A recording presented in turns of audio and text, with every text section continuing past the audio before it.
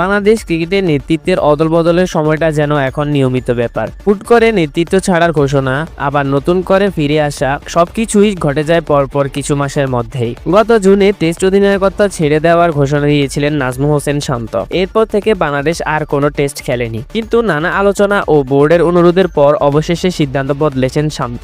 আজ এক সংবাদ বিজ্ঞপ্তিতে বাংলাদেশ ক্রিকেট বোর্ড বিসিবি জানায় 2025 থেকে 2027 আইসিসি টেস্ট চ্যাম্পিয়নশিপ চক্রের শেষ পর্যন্ত টেস্ট দলের অধিনায়কত্ব হিসেবে দায়িত্ব পালন করবেন তিনি। 2023 সালে প্রথমবারের মতো টেস্ট দলের নেতৃত্ব পান নাজমুল হোসেন। সেই থেকে এখন পর্যন্ত তিনি 14টি টেস্টে বাংলাদেশকে নেতৃত্ব দিয়েছেন। তার অধীনে বাংলাদেশ জিতেছে 4টি, ড্র করেছে 1টি আর হেরেছে 9টি টেস্ট। বিশেষ করে পাকিস্তানের মাটিতে 2টি ঐতিহাসিক জয় এনে দেন শান্ত, যা বাংলাদেশের টেস্ট ইতিহাসে অন্যতম সেরা অর্জন হিসেবে বিবেচিত হচ্ছে। তবে নেতৃত্বের পথটা একদম মসৃণ ছিল না তার জন্য। গত বছর 3 সংস্করণেই বাংলাদেশের অধিনায়ক ছিলেন নাজমুল, কিন্তু টি-20তে ব্যাট হাতে সময় ভালো না যাওয়ায় বছরের শুরুতেই নিজে থেকেই সেই সংস্করণের নেতৃত্ব থেকে সরে দাঁড়ান। এরপর জুনে শ্রীলঙ্কার বিপক্ষে ওয়ানডে সিরিজের আগে হঠাৎই তাকে ওয়ানডে অধিনায়কত্ব থেকেও সরিয়ে দেওয়া হয়। এই ঘটনার পর ক্ষোভ ও হতাশা থেকে টেস্ট অধিনায়কত্ব ছাড়ার ঘোষণা দিয়েছিলেন তিনি।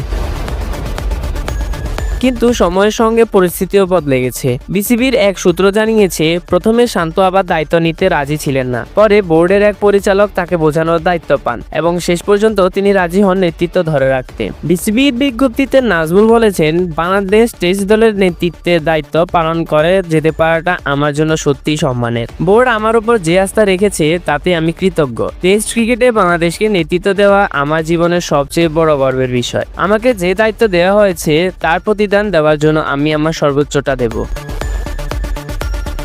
বিসিবি সভাপতি আমিনুল ইসলামও নাজমুলের প্রতি পূর্ণ সমর্থন জানিয়ে বলেন, শান্ত, ধৈর্য, প্রতিশ্রুতি এবং টেস্ট ক্রিকেটকে গভীরভাবে বোঝার প্রমাণ দিয়েছে। ওর নেতৃত্বে দল আরো পরিণত ও আত্মবিশ্বাসী হয়েছে। আমরা বিশ্বাস করি এই নেতৃত্বের ধারাবাহিকতা আমাদের নতুন টেস্ট চ্যাম্পিয়নশিপ চক্রে ইতিবাচক ফল বয়ে আনবে।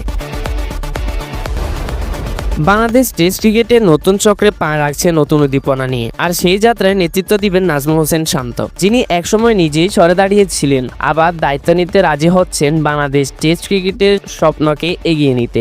এবার দেখা যাক তার নেতৃত্বের লাল বলের বাংলাদেশ কতটা এগোতে পারে নতুন এই অধ্যায়ে।